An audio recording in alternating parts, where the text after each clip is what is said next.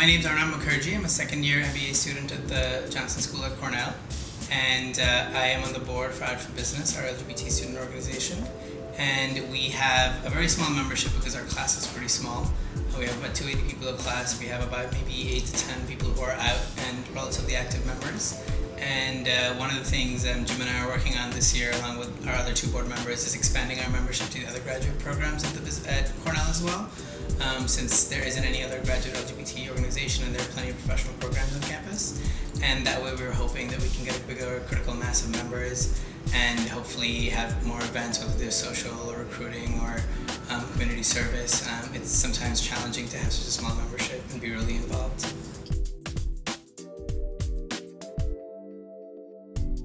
I'm working with marketing for Out for Business, and a big part of this year is about visibility. I think people know that we're around and like that we're around, but they don't really see what we do or why what we do is important. I think there's a lot of, well, whatever happens behind closed doors is fine with me, and really, we're gay all the time, we're gay in the workplace, and so it doesn't really stop when we get to the job.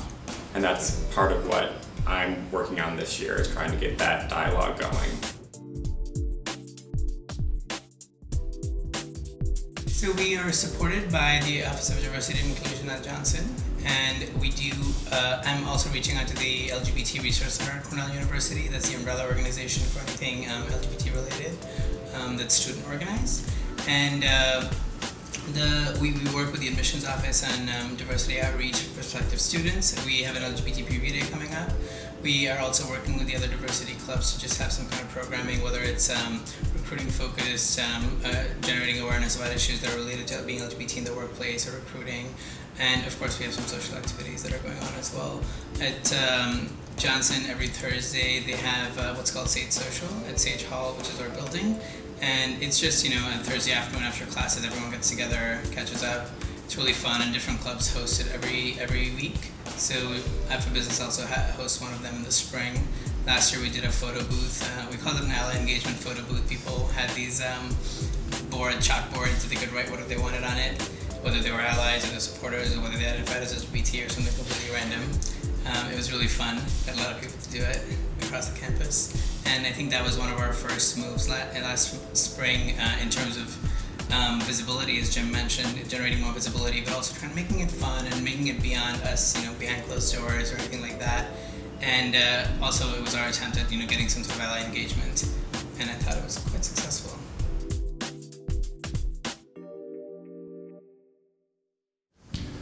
I think a lot of what students struggle with, or at least in my experience what I've struggled with, is trying to convey to people that how I'm perceived and how I'm welcomed into a community, be it a school or a company, really affects my day-to-day work.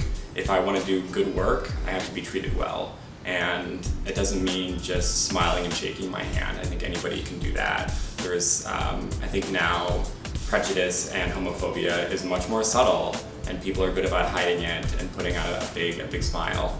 And so it is trying to kind of get through that first initial phase and engaging people in meaningful conversations to convince them that this is an issue that affects not just me, but the entire team.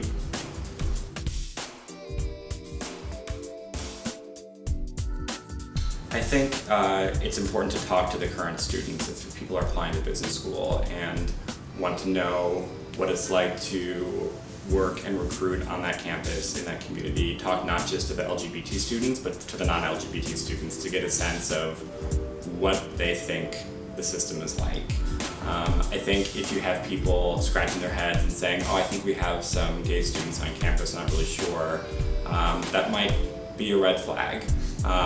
Whereas others, I think one of the reasons I wanted to come to Cornell is because everybody sort of knows our name, and they know who we are and what our values are.